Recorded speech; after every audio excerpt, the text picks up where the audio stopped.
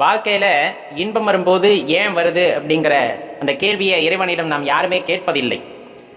ஆனால் துன்பம் வரும்போது மட்டும் இந்த துன்பத்தை ஏன் கொடுத்தா, எப்படி வந்தது என்று அலசி ஆராய்ந்து கொண்டிருப்போம். இந்த இன்பமும் சரி துன்பமும் சரி பிறரால் வருவதில்லை, இறைவனால் வருவதில்லை.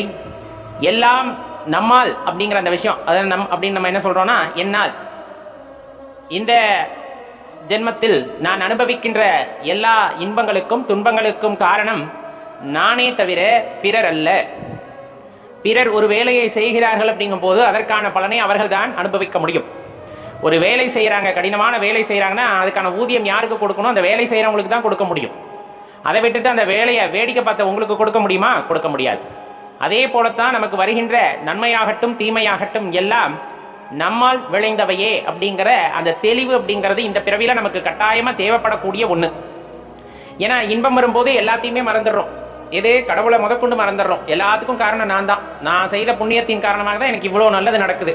நான் அதை செய்தேன், நான் இதை செய்தேன்ற அந்த நானை தூக்கி பிடித்து கொண்டு என்னால் தான் இத்தனை நன்மைகளும் விளைந்தது, நான் செய்த தான தர்மத்தின் காரணமாக அப்படின்ட்டு ஒரு கர்வத்தோடு செய்கின்ற அந்த நேரத்திலே வாழ்க்கையில எங்கேயாச்சும் ஒரு சோதனை காலகட்டம் வந்துருச்சு அப்படின்னா அப்ப மட்டும் இறைவன் மேல பழிய தூக்கி போட்டுறது.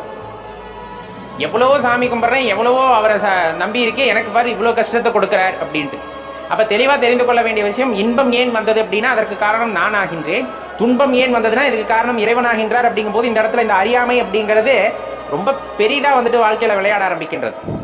இன்பமோ துன்பமோ அது என்னால் ஏற்பட்டது, நான் தான் சமாளிக்க வேண்டும் அப்படிங்கிற அந்த எண்ணம் ஒருவருக்குள் வருகிறது. அப்படிங்கும் போது கண்டிப்பா அவங்க ஆன்மீகத்துல ஒரு நல்ல நிலையில இருக்காங்கன்னு அர்த்தம். இன்பம் வந்தாலும் இறைவனை எதுவும் சொல்ல மாட்டாங்க, துன்பம் வந்தாலும் இறைவனை குறை சொல்ல மாட்டார்கள். மாறா இதற்கெல்லாம் காரணம் நான் தான். இப்ப இந்த பிறவி சூழலிலிருந்து நான் விடுபடுவதற்கு நீ மட்டும்தான் வழி அப்படிங்கிறத மட்டும் நம்பி இந்த வாழ்க்கையை ஒரு வேடிக்கையா மட்டும் பார்த்துக்கிட்டு வருவதை எல்லாம் அனுபவித்துக் கொண்டு அப்படியே காலத்தை நகர்த்தி கொண்டே செல்வார்கள். ரொம்ப சிறப்பான மனிதர்கள் நிறைய பேர் இருக்கிறாங்க.